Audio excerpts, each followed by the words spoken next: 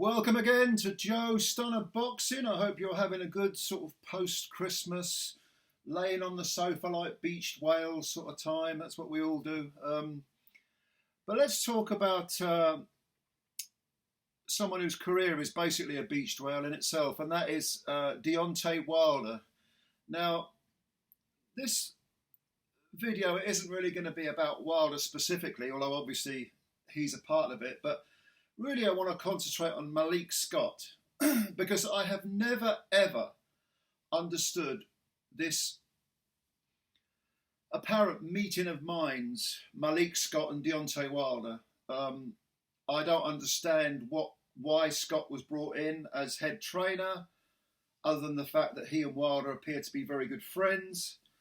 I don't know exactly what qualifications he has to take on a former world champion or a former world belt holder anyway. I've never understood it. I've never understood what is occurring here. And I've always thought that Malik Scott is predominantly there because he is essentially a yes man. Because he blows smoke up Deontay's proverbial. And they're like best buddies. So what better way to go about your career than to have, a good friend who's a yes man, who will believe all your delusional rubbish, who will constantly tell you you're magnificent. What better way to go into world-class heavyweight contests than with someone like that in your corner, instead of JD's, instead of someone. JD's, by the way, was a yes man as well, but at least he taught Deontay how to fight, and at least he, taught him the basic skills that he has. And Mark Breeland, we know about, who was someone who definitely tried to refine, Wilder's limited ability. Wilder didn't box till he was 20, picked up a bronze medal at the Olympics after a short amateur career, became a pro, started very late, but Mark Breeland, nevertheless, was able to sort of get the best out of what he had. It was kind of like if you're playing poker and you got a pair of kings, you're not going to beat a royal flush or whatever. But you know what I mean? You're making the best out of what you got. You're bluffing and you're playing the game very shrewdly. And of course, what happened to Mark Breeland? He got kicked out for stopping the second Fury fight. And in comes Malik Scott. Now, Malik Scott had an underachieving heavyweight career. Malik Scott, his first defeat was to Derek Chisora. He mistimed the count, got up late, and got counted out against Chisora. He then fought one of the most negative fights you're ever going to see, in one of the most boring heavyweight contests you're going to see, which was against Luis Ortiz. That was his next big fight. And then he got done in a round by his good friend Wilder. He got clipped early, went down. It looked like possibly a lot of people have said he took a dive. I don't think he took a dive. Well, nothing was arranged, I don't think, put it that way. He may have decided, the hell with this, I'm staying down here.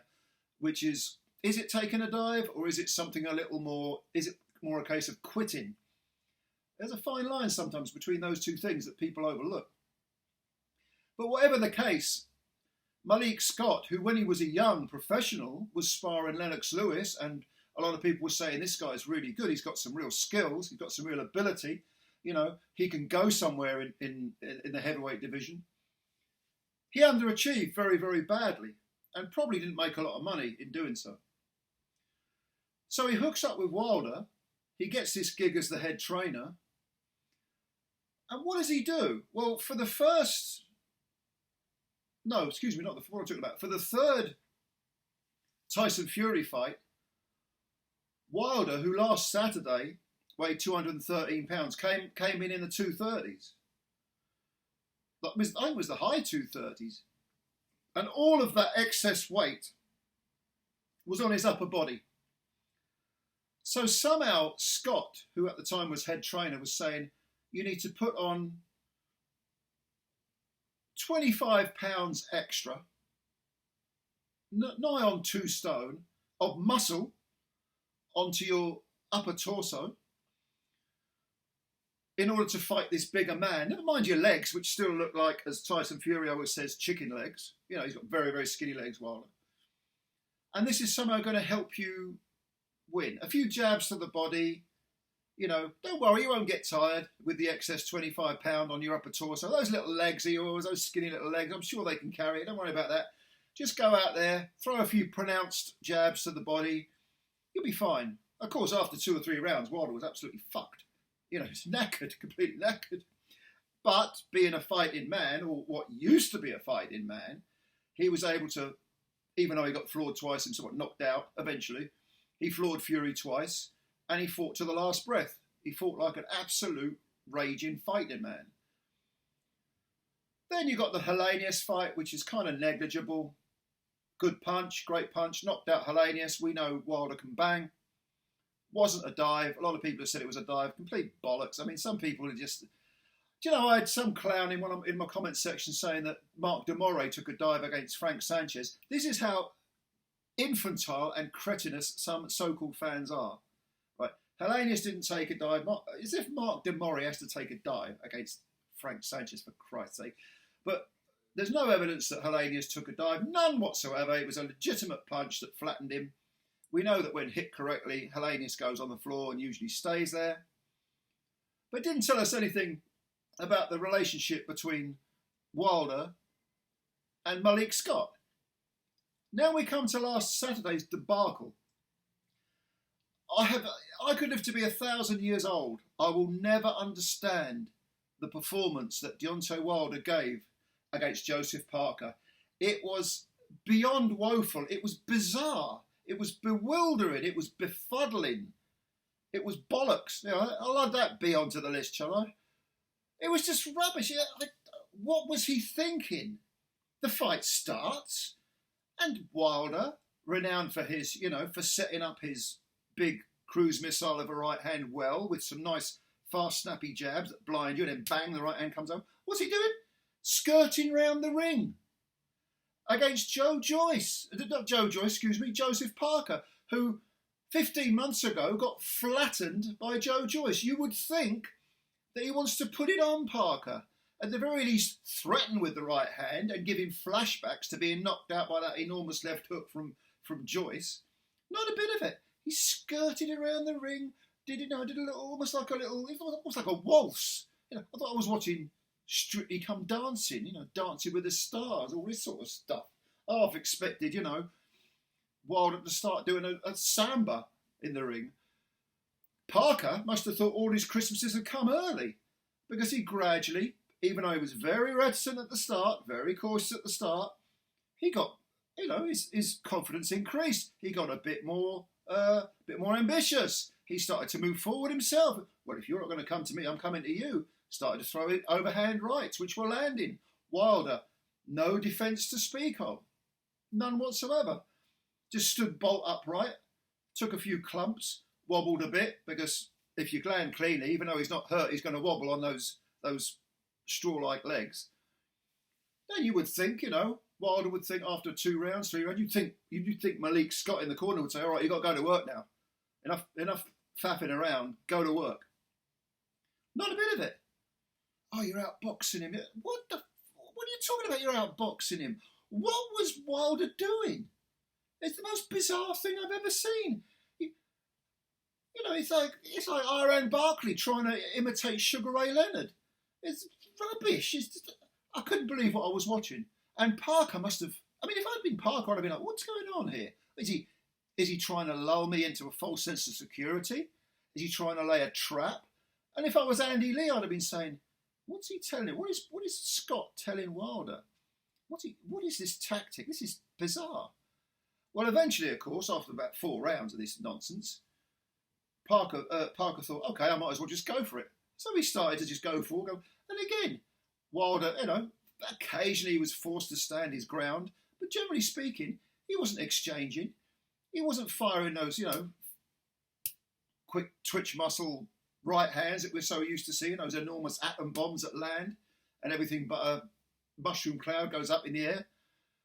No, none of it. In fact, when they were mauling away, I have no idea what Wilder was trying to do. But most importantly of all, as the chief second, the man responsible for that camp, what on earth was Malik Scott trying to do? What were his tactics? Somebody in my comment section summed it up perfectly. I wish I'd said this, but I'm not going to try and steal the credit. I don't remember the gentleman's name who said this, but if it was you, leave a comment. They said, Malik Scott has succeeded in turning Deontay Wilder into Malik Scott. Because Wilder on Saturday against Joseph Parker fought like Malik Scott, doing nothing offensively, constantly concerned about not getting hurt, skipping around the ring, skirting the perimeter of the ring, staying out of trouble, and completely ignoring totally the elements, the tools that got him to the status that he enjoyed. I say enjoyed past tense because now Wilder is pretty much out of the picture. Now, there are other factors involved here. Because Wilder's been, what's he been drinking, that juice, that Amazon juice, whatever the fuck, I don't even know what it is, some sort of hallucinogenic or something that chills you out. And Wilder suddenly is coming across as a really happy guy. He's smiling, and he's everybody's mate, and he loves everyone, and he loves his family. And you know what? If he genuinely feels like that, that's an achievement. That's great. I'm really glad for the guy because he did fight to the last breath against Fury and got flattened. And, he's a fighting man. If he has found peace and contentedness, which is what all of us as human beings want, I wish him nothing but the very best. But you do not belong in a boxing ring. The Deontay Wilder who was saying, I want a body on my record, that's the guy who belongs in a boxing ring. Because just as Mike Tyson used to talk about driving people's nose bones back into their brain and, he's an example, but there's been, trash talking, real nasty stuff, killing people. That's existed throughout the ages. Look what happened to Benny Parrott when Emil Griffith knocked him out. Called him a Maricon, which is gay, insult for gay people. Griffith killed him. Deontay Wilder has to go back, if he wants to continue boxing, to be in that nasty-minded, spiteful, hurtful, hateful person, regardless of whether he's deluded or not. And God knows he's been deluded in the past, talking about how Fury cheated and all this rubbish. It's absolute rubbish. Fury won those fights fair and square. But if he is this quiet, gentle man now, which is a fantastic thing to be, he does not belong in a boxing ring. And Malik Scott, his good mate, who's looking out for him and all this, needs to tell him this. I think, all things considered, somebody else in my comments said, Wilder got civilised. I like that. That's a good way of putting it as well. Well, if that's the case, that's great. But don't fight anymore because you're going to embarrass yourself further. The only surprise, really, with the benefit of hindsight, is that Parker didn't stop Wilder. And Andy Lee said, we expect a knockout. He didn't quite get it, but he won every round, near as damn it, every round. Yeah. Malik Scott, regardless of other extenuating circumstances and other aspects that have contributed to his current state of mind, Malik Scott has indeed turned Deontay Wilder into Malik Scott. And I don't know where their relationship goes from here, at least in professional terms. Of course, if they're good friends, that's fine. If they look out for each other, that's great. It's great to have good friends, close friends you can trust. But as a fighter and a trainer, I don't know why anyone thought it would work. I never saw any evidence of anything, any progress being made. He's been way too inactive anyway, Wilder. So, and also Scott has no resume for training fighters, And also, he's the kind of guy who talks and he kind of talks in prose, doesn't he? He talks very sort of eloquently and he says all the right things and uses lots of buzz phrases. But sometimes, the real revealing things are when you sort of sift and read through the lines and read between the lines and you sift through it all and you come up with, some of the statements he's made about Wilder's skills, his boxing ability, his how he's greater than some of the heavyweights of the past and how he can do no wrong. This smacks of someone who is a pure yes man. And the last thing you need in a boxing corner is a yes man. Because when the going gets tough and you're getting your arse handed to you because you're making innumerable mistakes, what you sometimes need is a kick up the arse. You need a both barrels in your face, telling you the truth, telling you what you need to do. And if you're a yes man, that's not going to happen. How can it happen? Because you're perfect. I told you were perfect beforehand. I nodded in all the right places and furrowed my brow in the right places. Am I going to now say, well, that was all a lie? No, you're in the middle of a crisis. Now you need to do this. It doesn't happen. You've got to be honest from the word go. The truth sets you free because the truth is everything.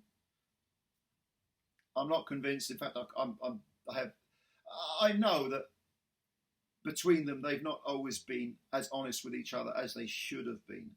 True friends give constructive criticism. True friends tell other friends the truth, even if it's the hard truth. Because in life, succeeding in life is about doing the thing that's right. Not the thing that's easy, not the thing that you necessarily want to do. It's about doing the thing that is right to get you from A to B to C to D. Has Malik Scott done that with Deontay Wilder? I very, very much doubt it. Very much doubt it. Anyway, those are my thoughts on Wilder and Malik Scott. Leave your comments below. Thank you as always for your time, for listening in. Subscribe to the channel if you're new, and please hit the like button. And yeah, I will catch you later. Looking forward to reading your comments. I'll answer as many as I can. Until then, bye for now.